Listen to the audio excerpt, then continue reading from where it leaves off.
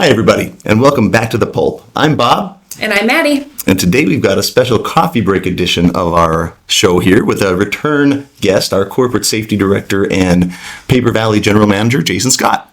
How you doing, ProCon? Welcome back, Jayson. Thanks for hanging out with us again. Definitely one of our most popular guests so far, so happy to have you back. Happy to be here. Great. So we do want to kick things off with some great news, especially since we have our corporate safety director with us. Both our Little Chute and Pomona locations just hit 1 full year without a safety incident. Jayson, anything to share about those accomplishments? I know it's huge for ProCon across the board, setting a standard, especially the standard of just 90 days across the board. There's lots of moving parts, lots of people involved. And it really gets down into the nuts and bolts of what it takes to be successful. It's demonstrating that professionalism and a real keen sense of knowing oneself.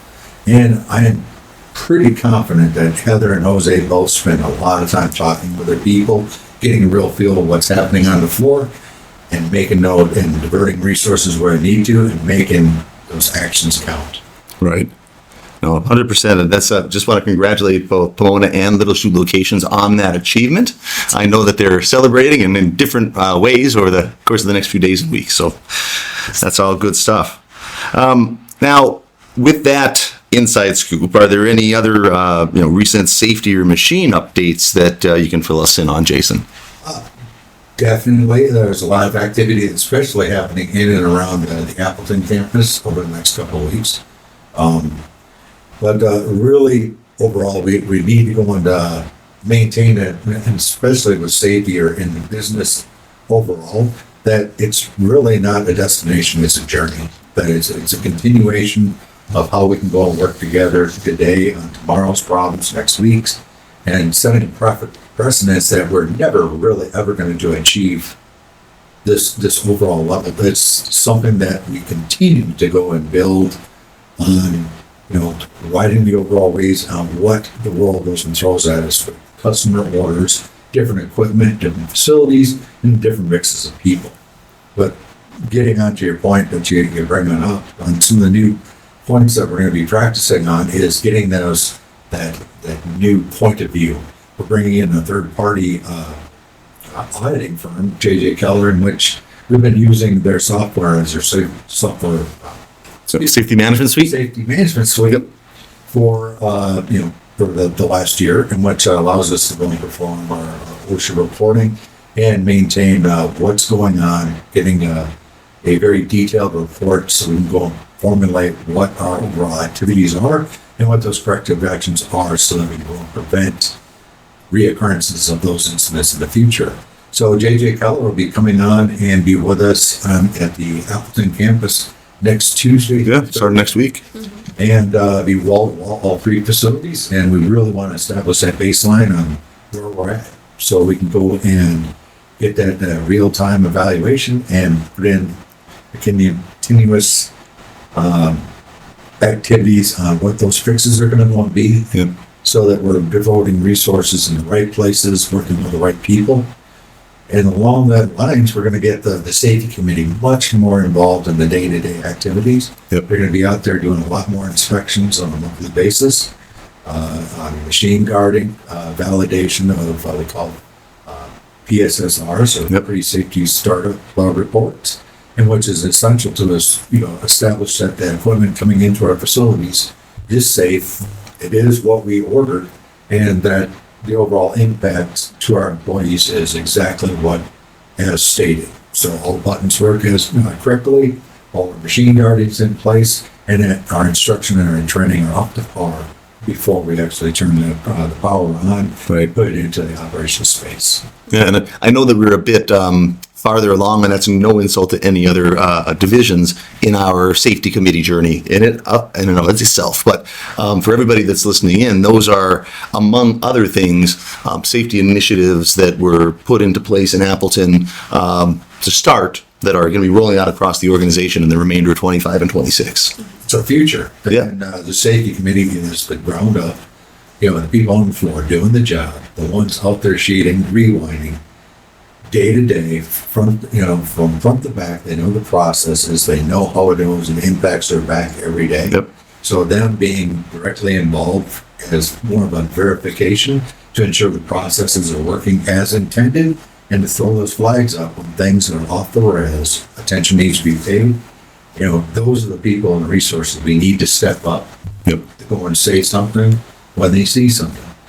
And also we're going to be able to roll back and work more on root cause analysis. So we're finding the true cause of these ailments or these issues that go on the rail. So we put in not just immediate actions, but corrective actions that are for the long term, and allows for, once again, that journey to be a long and fruitful one instead of interruptions and peaks and valleys where we continue to go and repeat the same issues that keep on showing up.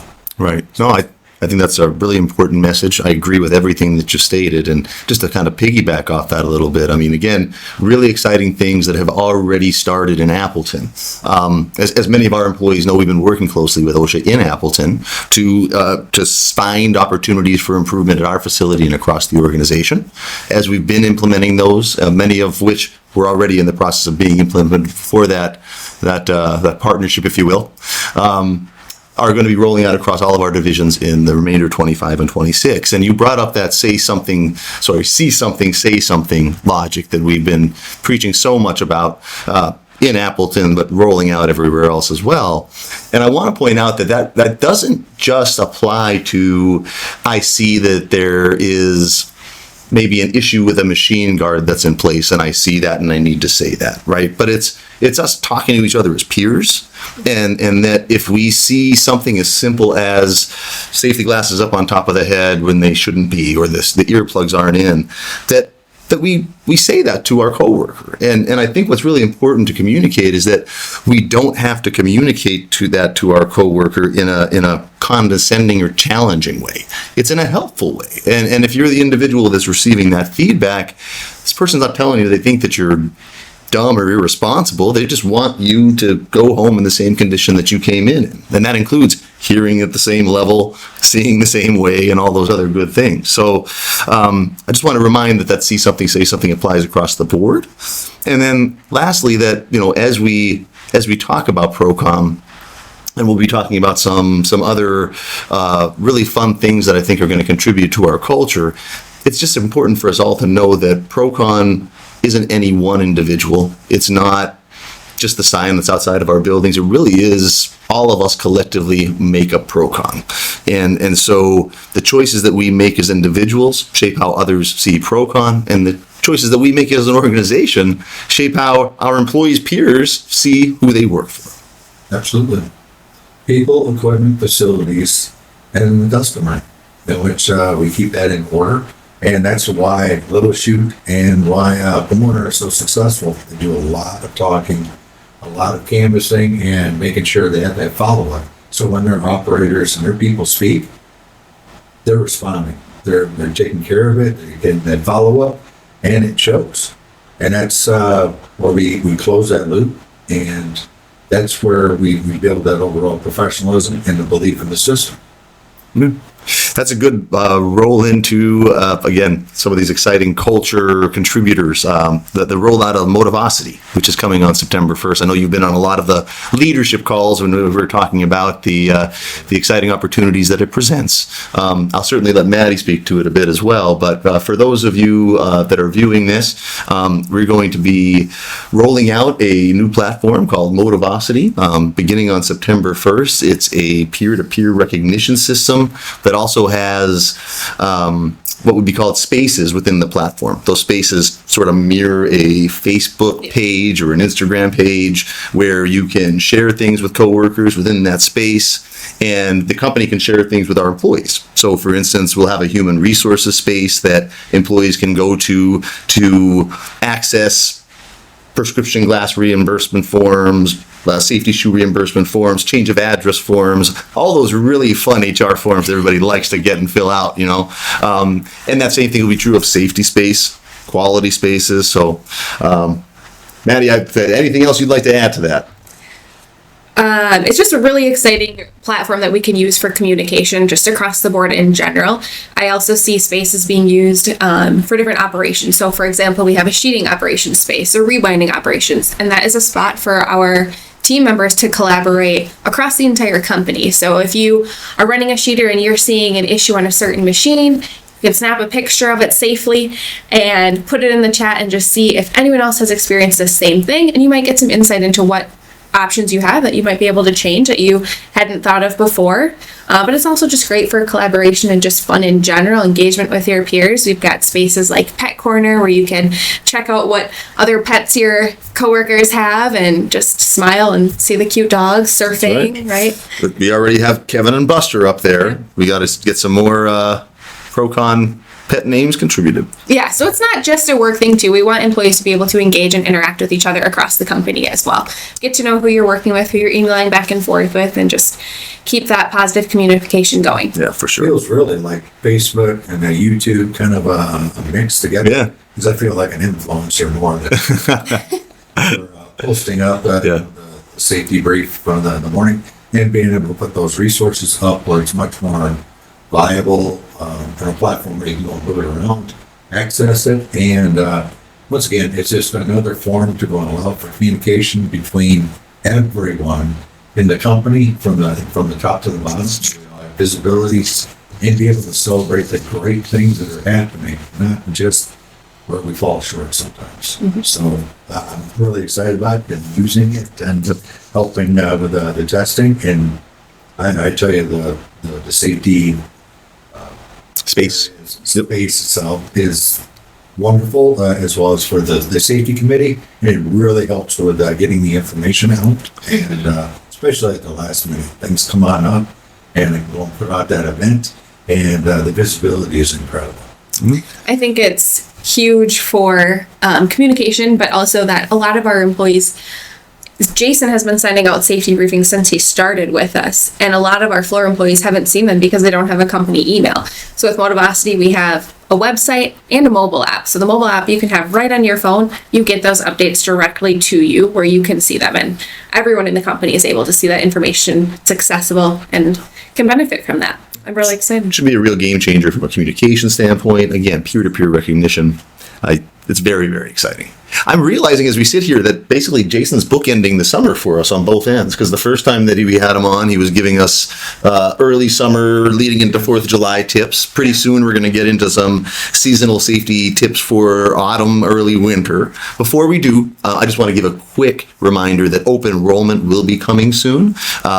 Never too early to start thinking about that, and it's going to come quick. We have our renewal meeting with our broker in mid-September, and we have communicated that we want to speed up the enrollment process this year to line up with some of our employees' spouses' open enrollment periods, which was just some feedback we had received over the course of the last one or two. So with that said, be sure to review your benefits. We don't anticipate much will be changing. We don't know for sure yet this year, but if the plan design doesn't change, we anticipate it will be a passive enrollment again, which means if you like the benefit plan you're in, if you do nothing, you continue to be in it. So that's where it's important to review what you have now, so that if that ends up being the case, and again, big disclaimer, don't quote me as saying that is the case yet, that if that is the case, you'll want to know what benefits you have. So having said that, let's get into some seasonal tips. Temps are dropping, weather's changing a little bit. What are some of the key safety things employees can keep in mind this season? Well, going into this fall, I wanted to go a little bit back into Little Chute once again, in which Tech4, one of the manufacturers of our palletized robotic systems, is completing the second of two of those systems which are being installed. They're just finishing up the install of the second one on line 5, and which will be fully operational sometime mid next week. On that note, we go switch out to the East Coast over to the Hazelton facility in QComp here in Appleton, is putting in the finishing touches that we identified during the factory acceptance testing. Some switch ups on the conveyance and the stack off point, but that robotic cell is to go and take loose form material that we're currently stacking and packaging for Amazon. Mm-hmm. Huge account. And currently we're doing that manually in both Beaver Dam and Mason. But this automation here is going to dramatically improve the overall throughput. huge ergonomic plus across the board, and that's going Yeah. into the falls this year. So that's, I mean, it's just looking up. And Well, that's huge. That's excellent. How you a great update for the safety space and Motivosity. Yes. You'll have to post some pictures so people can see what those robots look like for those not in those comfort departments, divisions. There we go. But also going into the fall, like you mentioned there, Bob, I think as we go and look in the fall, it's a lot about preparation, because I know in the northern states, even in Pennsylvania, you get a lot of snow. And it's, once again, keeping the yards clean and in preparation for those slip, trips, and falls that's going to come with the snow and the ice.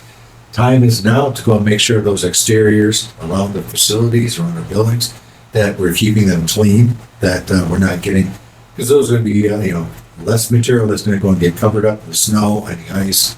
And we really want the drainage to go and do its job. And we don't want to inhibit by having, some lead dunnage or some other, components that might be around our shipping dock doors. So by really getting them dressed up and clean now, we're going to be prepared for the snows when they come on board. And taking a look at your own vehicle, making sure that battery's topped off, and what do those tires look like. And be prepared. It just makes for a much easier and sound holiday season, which is just around the corner. For sure. And going into Christmas. So, Yeah, all good tips. And I was excited to be able to share one of my own tips for this one, because I generally like seasonal work, like whatever it is. I like shoveling in the winter. I like cutting my grass in the summer. The one thing I don't like is raking and picking up the leaves.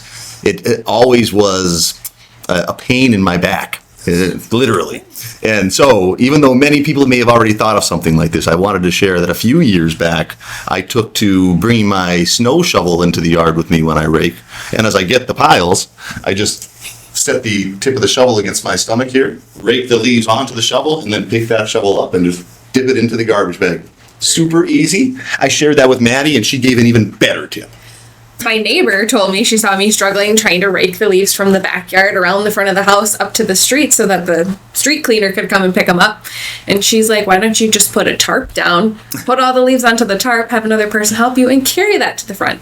So much faster. We haven't tried it yet, so I can't say it's so much faster. I'm assuming. But we got a tarp and I'm ready to try it. There's nothing better than a good life hack. Yes. Anyway, one last segment here, and this is a new one that we're going to add to the show here. It's what's up with that? And I want to present a scenario and then ask of Jayson, what's up with that? So, might be putting you on the spot, but let's say I'm a ProCon employee, as I know I am, and I love my coworkers, as I know I do. And how do we show coworkers we love each other? A lot of times we like to bring food in for each other, right? So, I'm a ProCon employee. I bring in my personal crock pot with all my food, along with an extension cord to plug in the lunchroom, and I get told, Bob, you can't have that here. What's up with that, Jayson?